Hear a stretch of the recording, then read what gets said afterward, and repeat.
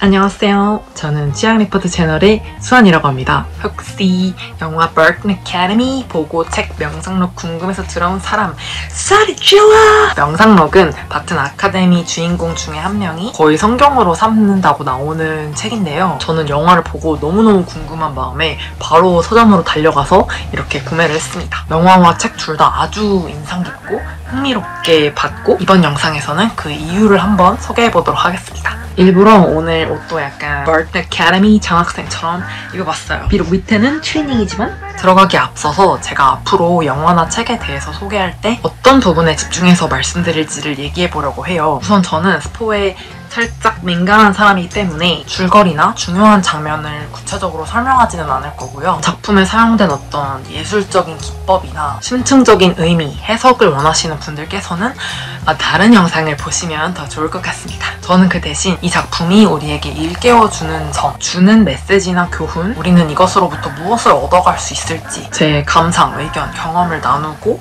여러분의 것들도 한번 들어보려고 합니다.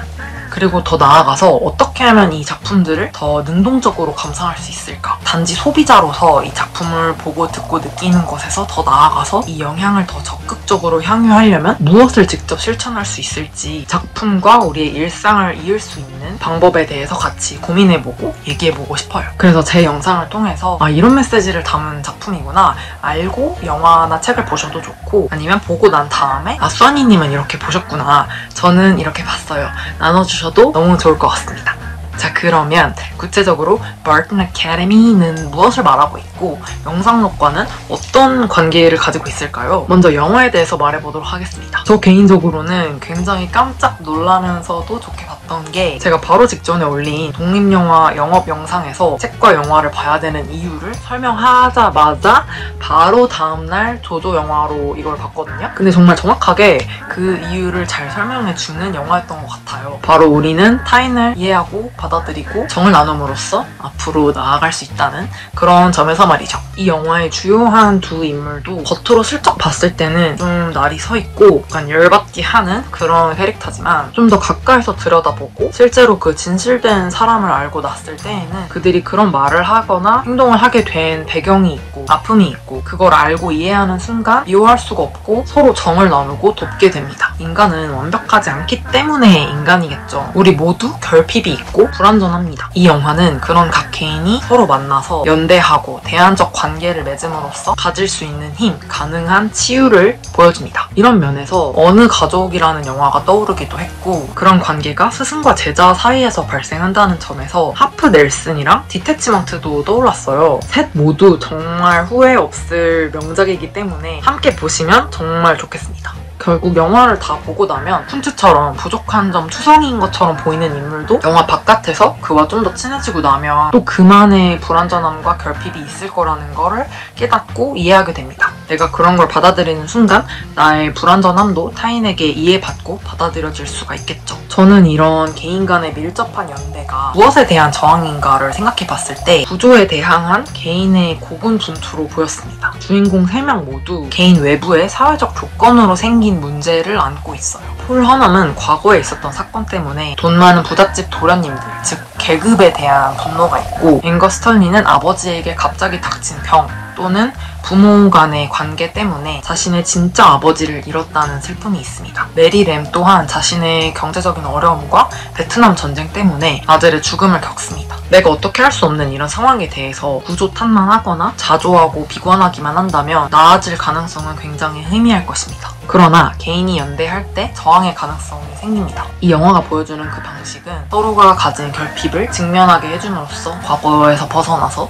앞으로 나아갈 수 있도록 만들어주는 것입니다. 이 영화의 명상록이 왜 나왔는지에 대한 제 개인적인 의견은 책에 대한 설명 후에 풀어보도록 하겠습니다. 그렇다면 이 명상록은 로마 황제였던 마르쿠스 아우렐리우스가 쓴 글을 엮은 건데요. 어떻게 해야 더 좋은 삶을 살 수 있는지 더 나은 사람이 될 수 있는지 치열하게 고민하고 반성하면서 쓴 어떻게 보면 일기라고 보시면 되겠습니다. 세 주인공 중에 폴 허넘은 이 책을 성경처럼 여기고 다른 주인공에게 선물하기도 하는데요. 이 책을 읽어보시면 그가 영화 속에서 왜 그런 말을 하고 행동을 하는지 성격도 잘 이해가 가고 그가 가지고 있는 사고관이 잘 드러납니다. 영화를 보면 그는 다른 사람들이 어떻게 보고 생각하든 나만 떳떳하면 된다 이런 생각을 가지고 있는데요. 영상록에서 마르쿠스가 중요하다고 말하는 것 중 하나가 다른 사람의 평가에 대해서 너무 신경 쓰고 매몰될 필요가 없다. 나의 이 불안함은 그 일을 바라보는 나의 판단에서부터 시작된다. 그 판단을 멈추고 나 자신의 내면에 집중해라. 내 마음속에 신경을 써야 평안하고 여유로워진다. 이런 것입니다. 이처럼 명상록에서는 개인의 내면을 이제 들여다보는 것을 굉장히 강조하는데요. 마르쿠스는 왜 이렇게까지 자신을 채찍질하면서 멘탈을 다스리려고 했을까요? 마르쿠스 또한 우리가 어떻게 할 수 없는 구조적인 영향 아래에서 개인은 어떻게 대처해야 하는지 끝없이 고민하고 답을 찾고자 했기 때문입니다. 그가 황제 자리에 올랐을 당시에는 로마 상황이 굉장히 좋지 않았다고 해요. 주변국이 계속해서 위협을 했기 때문에 직접 전쟁에 나가서 참전을 해야 됐고 그 당시에 자신의 내면을 다스리기 위해 쓴 것이 바로 이 명상록입니다. 그렇기 때문에 굉장히 운명론적이고 허무주의적인 태도로 너의 평정심을 유지해라 라고 강조를 해요. 주인공인 폴 하넘 또한 자신과 맞지 않는 이 세상에 대응하기 위해서 열심히 명상록을 읽으면서 자신의 내면을 이렇게 갈고 닦으려고 하지만 아마 생각보다 잘 안 될 거예요. 사실 여기 나온 대로만 하면 다 그냥 갓생 사는 완벽한 사람이 될 수가 있습니다. 거칠게 말하면 그냥 다 맞는 말 뿐이에요. 그러나 폴 하넘이 앵거스 털리에게 거짓말을 하지 말라고 하지만 자기도 어쩔 수 없이 거짓말을 하는 것처럼 머리로는 알지만 실천하기도 어렵거니와 인생을 살다 보면 마주하는 그런 다양한 풍파에 단지 나 스스로의 노력만으로는 견디기가 어렵습니다. 그래서 제 개인적인 의견으로는 명상록에서 개인이 어떻게 살아가야 될지 그 방향은 지시를 해주지만 그것만으로는 부족한 점을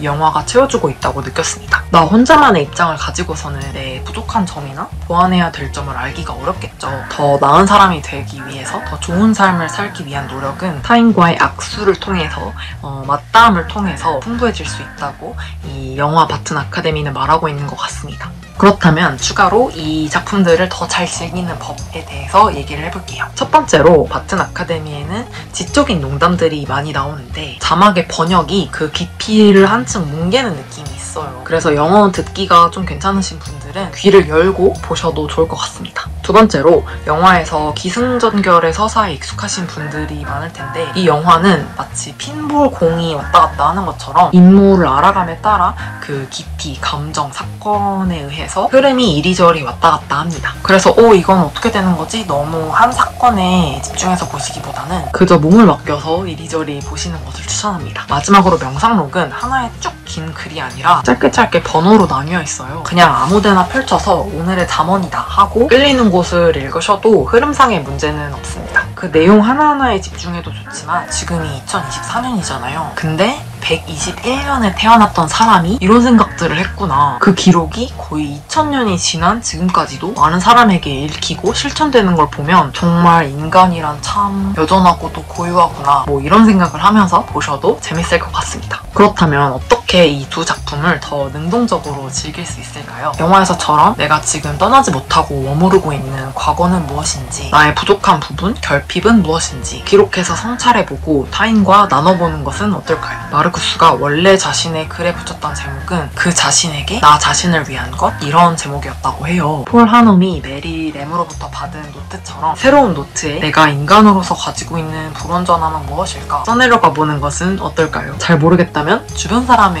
물어보는 것은 어떨까요? 마치 앵거스 털리가 폴 하넘에게 나에 대해 안 좋은 점 진짜 그냥 아무거나 말해보세요 라고 했던 것처럼요. 제가 명상록을 읽으면서 놀랐던 부분은 저도 사실 거의 성찰 광인이라서 이런 류의 글을 되게 많이 쓰거든요. 생각도 기록도 되게 많이 하는 편인데 그중 정말 많은 부분을 차지하는 게 제 내면을 들여다보는 글과 생각이에요. 다음 기회에는 저의 그 부끄러운 과거의 기록들을 영상으로 한번 공유해보면서 제 과거로부터도 벗어나보고 싶습니다. 여러분은 또 바튼 아카데미랑 명상록 어떻게 보셨는지 저는 진짜 너무 궁금해요. 진짜로. 그래서 댓글로 이 작품에서 무엇을 얻으셨는지 어떤 부분이 좋고 싫었는지 남겨주시면 정말로 너무 감사하겠습니다.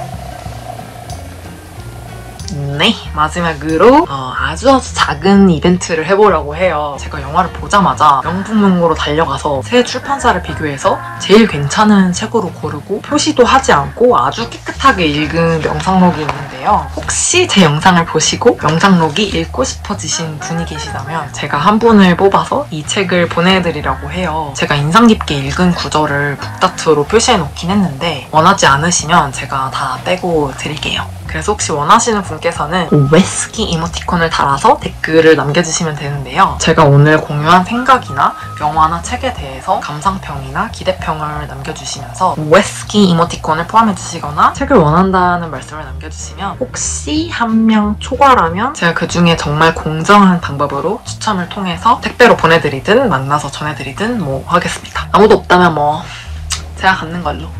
네, 영화랑 책을 보고 너무 신나가지고 단숨에 한번 그냥 조자조자 해봤는데요. 여기까지 봐주셔서 너무 감사드리고 영화를 안 보신 분께는 Burton Academy를 영화를 보고 나서 더 뻗어나가고 싶으신 분들께는 이 명상록을 추천해보면서 이만 마무리하도록 하겠습니다. 바이바이!